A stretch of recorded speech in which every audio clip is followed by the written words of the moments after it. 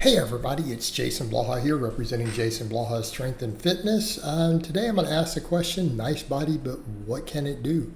But a quick reminder, if you guys will please click like down below, it'd be greatly appreciated. If you're not following or subscribed, please do so. And if you'll be kind enough to drop me a comment down below, I would appreciate it so much. So thank you. It's one of these things that, I do ask the guys, particularly these younger guys who chase purely a look. And don't get me wrong, I understand the desire to look good. I get it, man. You want to look good naked? I totally understand. I get it, dude. I get it. I'm not hating on you for that. Let me be clear. I am absolutely not hating on you for that or even being critical of that. What I am going to point out to people is, how do I put it? I heard Jim Wendler say that one time. It's like having a great physique with no performance is like having a big dick that won't get hard. And I think that's a great analogy, and a lot of dudes have to think about it that way.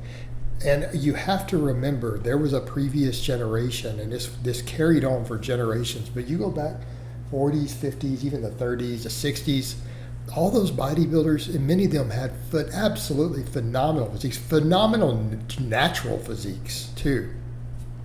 They were all athletic, they were all strong.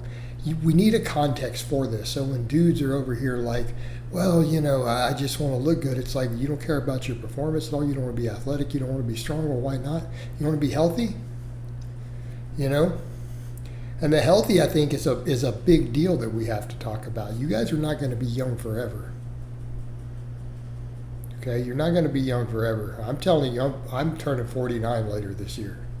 I'm not that far from 50.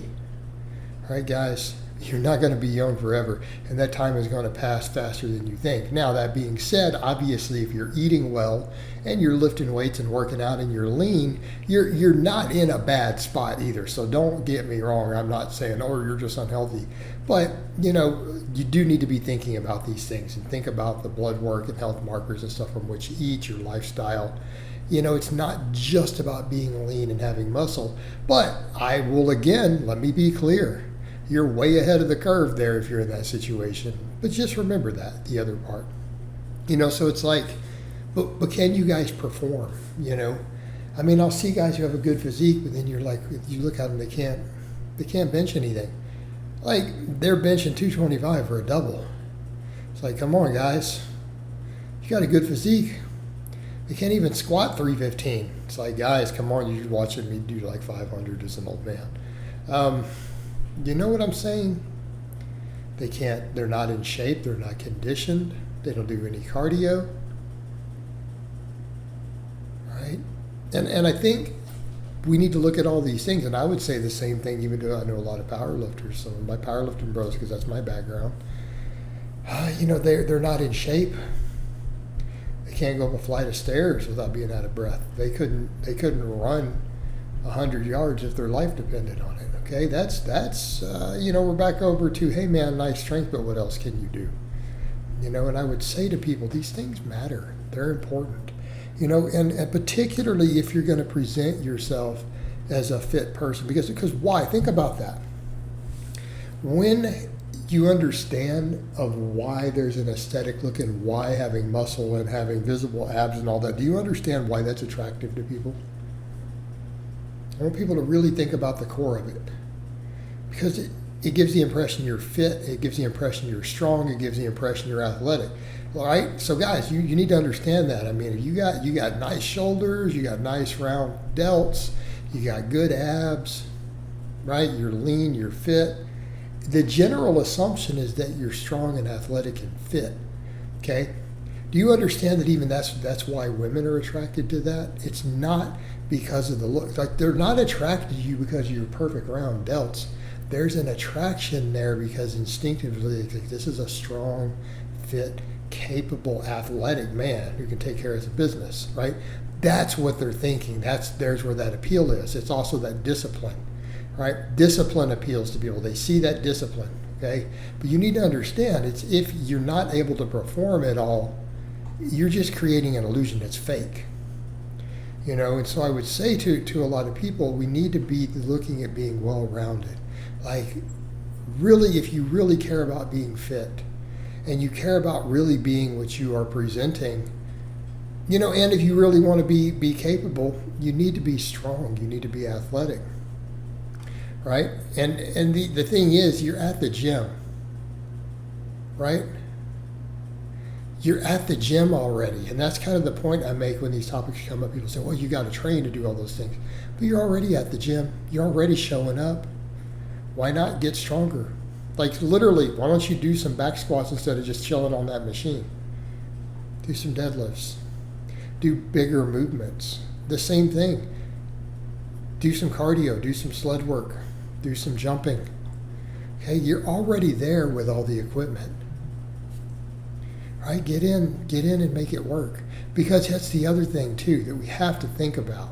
And a lot of people point that out. It's like if you can't do any of these things, it's a fake. And if you go back and you look at the history, you go back to those earlier eras, and that's been brought up by some of the old school bodybuilders, is even bodybuilding and stuff turned into purely, an image and an illusion. More of them were like, this isn't bodybuilding, right? This isn't bodybuilding. Why aren't you guys fit? Why aren't you strong? Why can't you jump? Why can't you run? Why aren't you athletic? That's what bodybuilding was supposed to be. And again, it's kind of that whole point of it's peacocking otherwise. If you can't perform, you're just creating an illusion. It's fakery. And people say they're like, well, bodybuilding is an illusion. Well, it is an illusion today, but it wasn't always. And so even if you go back and you look at the purity of that culture, it wasn't built on illusion. It was built on being athletic and healthy, right? You go back and listen to guys like Steve Reeves, and he was like, what do you mean? Bodybuilding is about not just aesthetics and having a beautiful body. He goes, that's part of it. That's only part of it. He's like, it's about being healthy. It's about living a long life, quality of life, performance, athleticism, the ability to run, the ability to lift a heavy weight. He's like, that's what bodybuilding is.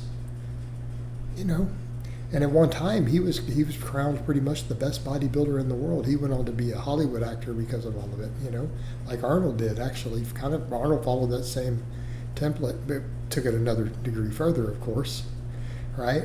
Became a real superstar, not just a couple movies. But, that was the whole point. And it's like, what's the point of doing it, of looking this way if you can't perform, right? It's fake. And we need to be real, guys. We need to keep it real all the time. All right, guys, but that's really all I have to say on that today. I hope it's been informative, and I'll talk to you guys and gals next time.